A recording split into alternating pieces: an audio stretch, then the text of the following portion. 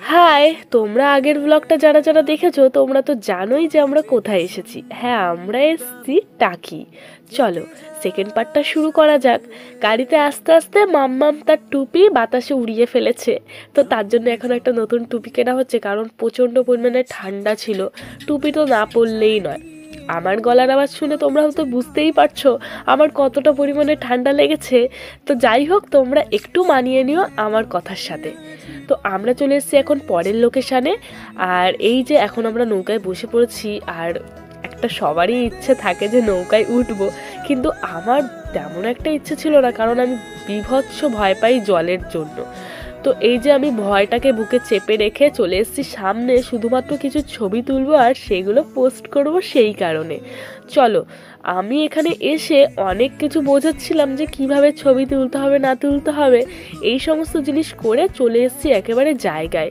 যাদের সাহস বেশি তারা বসেছে সামনের দিকে, আমার বাবা একটুও সাহস নেই। আমি এর জন্য একেবারে সেফটি নিয়েই বসে পড়েছি। বিভিন্নভাবে বিভিন্ন দিক দিয়েই একেবারে আমি ভিডিও ক্লিপগুলো নিচ্ছিলাম। ইনাদের দুজনের একজনেরও একটু মনে প্রাণে ভয় নেই, তো রীতিমতো তারা এরকমটাই করছিল।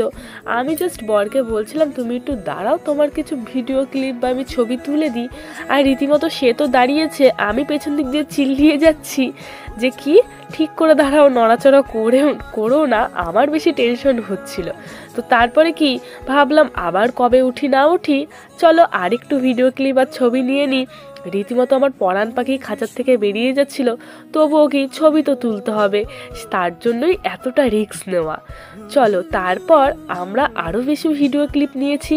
মুখের হাবভাবগুলো দেখবে, জাস্ট নৌকাটা একটুখানি এদিক ওদিক হচ্ছিল আর আমার মনে হচ্ছিল কি এক্ষুনি মনে হচ্ছে গেল।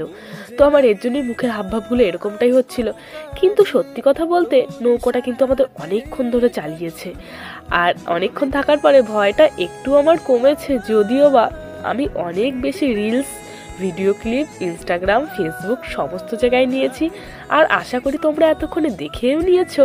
আর অনেকে ভাবছো যে কোথায় গেছি নৌকা চড়তে, আর একবার বলে দিচ্ছি আমরা এসেছি বসিরহাটের টাকি। তোমরা চাইলেই আসতে পারো, খুবই সুন্দর আর খুবই ঘোরার অনেক জায়গা আছে।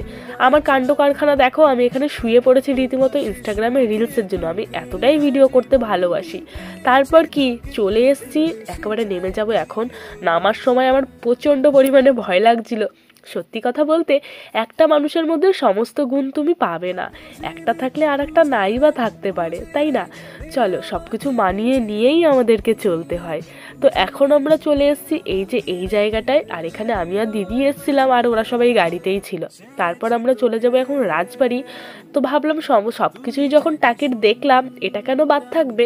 আমি দিদি আর মাম চলে এসেছি, আর ওরা সবাই বাইরে দাঁড়িয়েছিল, কারণ নাড়ু বাবা ওদিকে ঘুমিয়ে পড়েছে, আর গাড়িটার পাশেও তো দাঁড়াতে হবে। এখানে আমার মনে হলো তেমনভাবে দেখার কিছুই নেই, তবুও 10 টাকা টিকিট কেটে ঢুকতে হয়েছিল। দুর্গা মন্দির ছিল, আর সেখানে অনেক রকমের পুজো হয়। আর ওখানে গার্ড ছিলেন, তিনি বলছিলেন তাদের বংশপুরুষ এখনও রয়েছে, তারা কিনা বিদেশে থাকে, পুজোর টাইমে টাইমে তারা আসে। অনেকটা সন্ধে হয়ে যাচ্ছিল, এদিকে আমাদের বাড়িতেও ফিরতে হবে। তো বাইরে বিশেষ কিছু না থাকায় আমরা এখান দিয়ে চলেই আসছিলাম। তো আমরা এখানে বলিকাটটা দেখলাম, এখানে নাকি কালী পুজোর সময় এখনও পাঠা বলিটা হয়। চলো ভেতরের দিকে আসার পর একটা অদ্ভুত জিনিস দেখলাম, আমার এটা লাইফের ফার্স্ট টাইম। আমি জানি না এটা অতটাও পুরনো নাকি, মানে কয়েকশো বছর আগের কিনা, ওটা আর শোনা হয়নি। এই যে পালকি, আমার মনে একটা গভীর প্রশ্ন, এই যে ছোট্ট পালকিটায় নতুন বউ বসতো কিভাবে? তো যাই হোক, তোমরা ভাবতে থাকো, আর তোমরা জেনে থাকলে অবশ্যই কমেন্ট করে জানিও। কিন্তু এই যে পুরনো এই আসবাবপত্র, এইগুলো ছিল দেখার, আর এগুলোর কারুকার্য ছিল অসাধারণ। চলো এখান দিয়ে পাস হওয়ার সময় দেখলাম এখানে একটা ঘর, আর যেটা কিনা আমার যতদূর মনে হলো এখানে কালী পুজোই হয়। ঠাকুর যদিও বা ছিল না, অস্ত্রগুলো দেখে মনে হয়েছিল। অনেকটাই সন্ধে হয়ে গেছে, বাড়িতেও ফিরতে হবে, প্রায় 3.5 ঘন্টার রাস্তা। তাই বেশি দেরি না করে আমরা ওখান থেকে বেরিয়ে পড়েছি। আমাদের কারোর ফোনেই একটুও চার্জ ছিল না। আসার সময় কোনো ভিডিও ক্লিপ নিইনি, ঠান্ডার মধ্যে হাত পা গুটিয়ে একেবারে ভেতরের মধ্যেই রেখেছিলাম। মাঝখানে একটু ব্রেক নিয়েছি, একটু খাওয়া দাওয়া, একটু দাঁড়িয়ে রেস্ট নিয়ে আবার বেরিয়ে পড়লাম বাড়ির উদ্দেশ্যে। কেমন লাগলো ভিডিওটা অবশ্যই কমেন্ট করে জানিও। দেখা হবে নতুন একটা ভিডিওতে, ততক্ষণের জন্য টাটা।